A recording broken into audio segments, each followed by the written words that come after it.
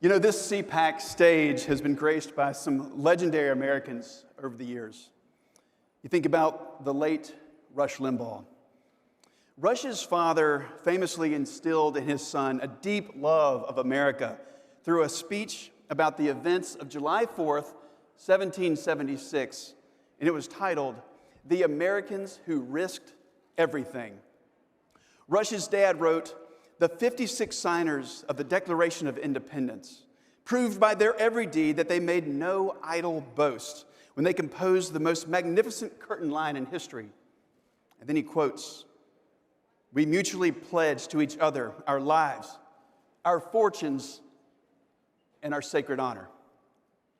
Now, you would think that teaching our children about the fundamental goodness of our land, like Rush's father did, that wouldn't be controversial. But for the far left, it is. They have a radically different view of our country, epitomized by something called the 1619 Project. The project is a series of writings released in 2019 that try to reframe U.S. history and put slavery at the center of our national narrative. Think about that. The left doesn't want to teach our children about the history of men who banded together to shrug off the tyranny of a king and establish for the first time a nation and a government of laws and not of men. A government that led to the end of slavery and the establishment of equal rights for every citizen.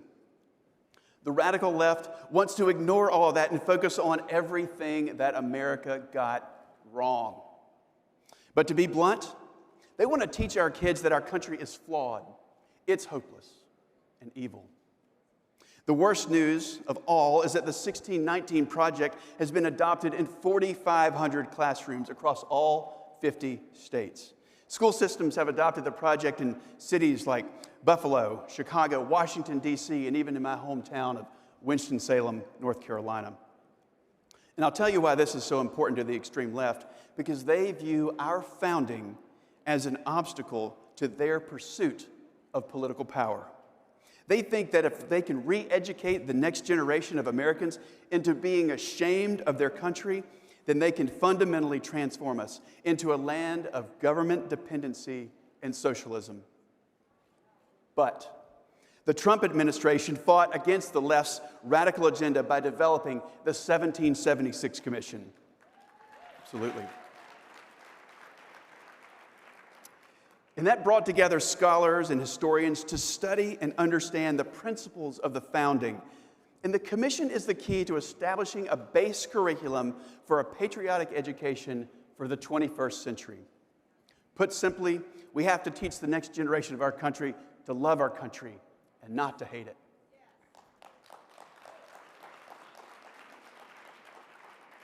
But on his very first day in office, Joe Biden canceled this commission. So here's what that told me.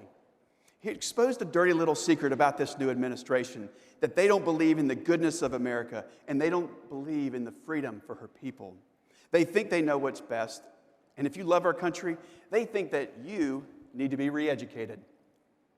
If you're patriotic, they think that you're backwards. And by canceling the 1776 Commission, they want to silence millions of Americans because they, the elites, they feel that they are morally superior. They want us demoralized, and they want us to stand aside while they indoctrinate the next generation to look at our flag with shame instead of pride. But you know what? We're not going to let that happen. So I want everyone to leave this conference invigorated. Remember, we're the happy warriors. We are the people to fight for our country because we love it.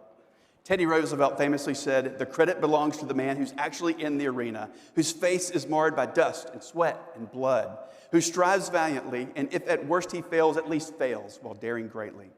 So I want each and every one of you, because you already are, to stay in the arena, to strive valiantly, and to dare greatly. Because this nation is special.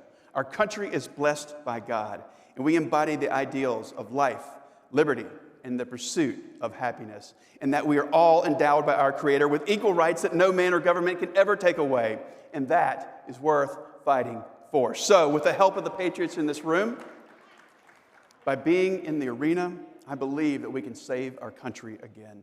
So thank you, and may God bless each and every one of you.